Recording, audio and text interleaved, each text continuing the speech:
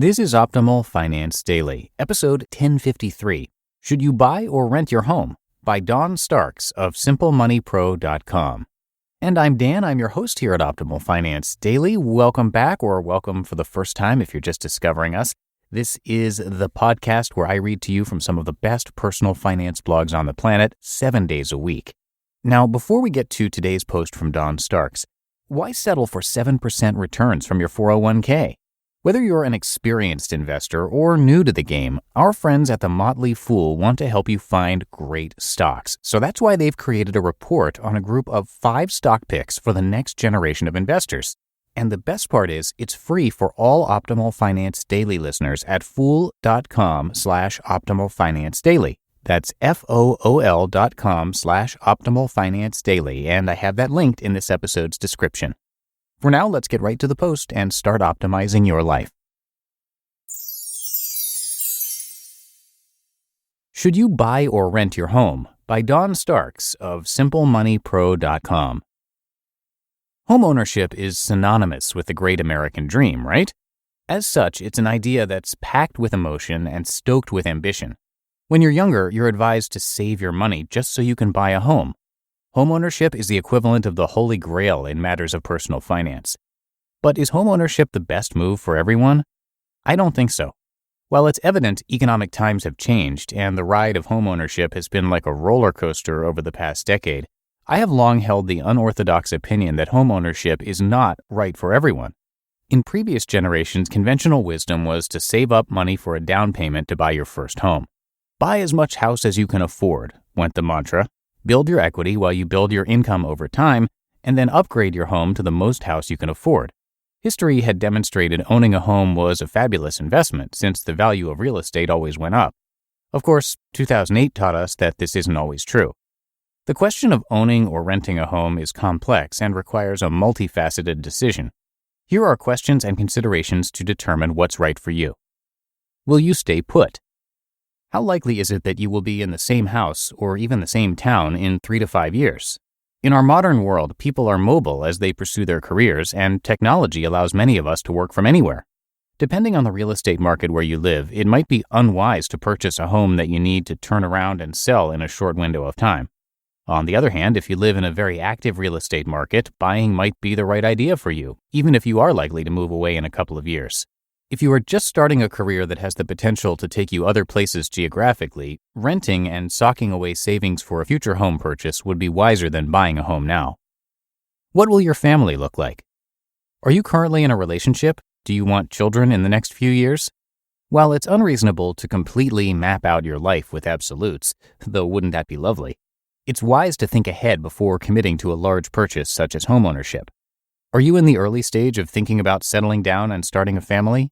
Consider renting and saving up money. That way, you and your new partner can make a joint decision about where to live when the time comes. Consider all the costs. Considering all the costs should be paramount in your decision-making. Too often, the discussion around renting versus buying leads to the argument that, quote, "You're flushing money down the drain by renting. You could be building equity with your monthly payment," end quote.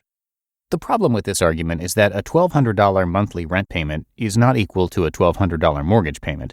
Of course, you could buy a home with a mortgage payment, including the escrow for taxes and insurance, that equals $1,200.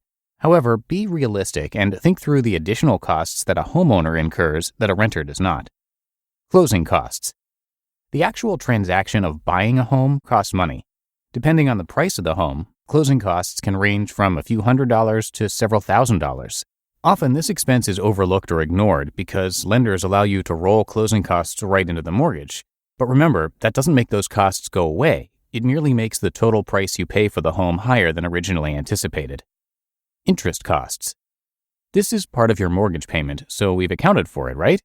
That's true if we are considering the monthly cash flow. However, a $200,000 home you're paying a mortgage on today will end up costing an additional $186,000 in interest over the life of the loan. That is not an insignificant cost.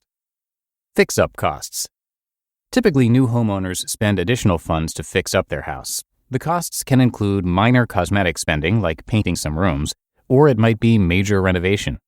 It's true that sometimes renters have some of these expenses too, I would argue, though, that the magnitude of the expense is generally greater when you are spending fixed money on your own asset. Property taxes and insurance. These two expenses might be included in the escrow payment you make to the bank every month when you own your home. Sometimes, however, they are not, and therefore must be included in your budget.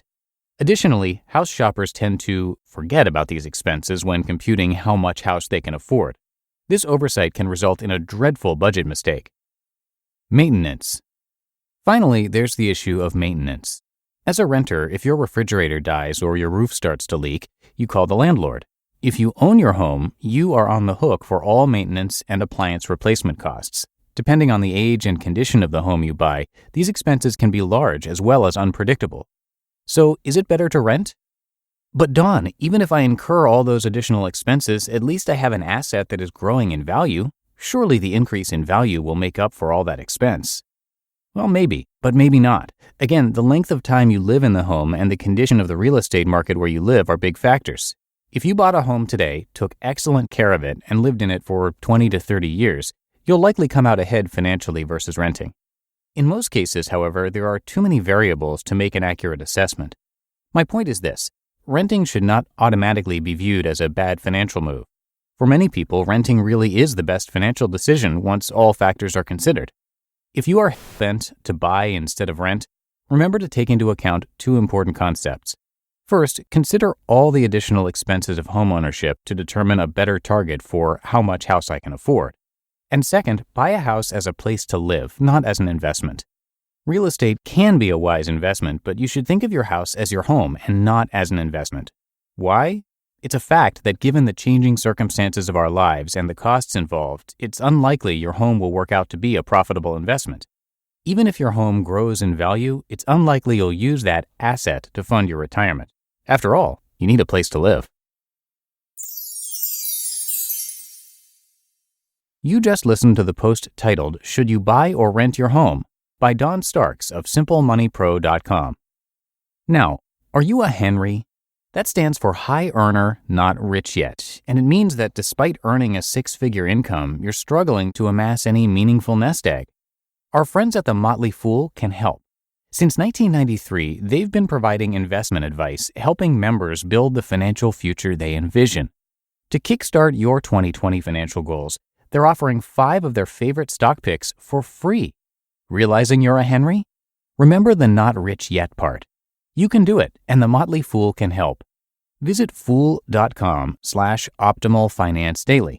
That's FOOL.com/optimalfinancedaily, and I have that linked in this episode's description. And that is it for today. Thank you so much for listening. Hope your week is off to a great start, and I'll see you back here tomorrow for the Tuesday show, where your optimal life awaits.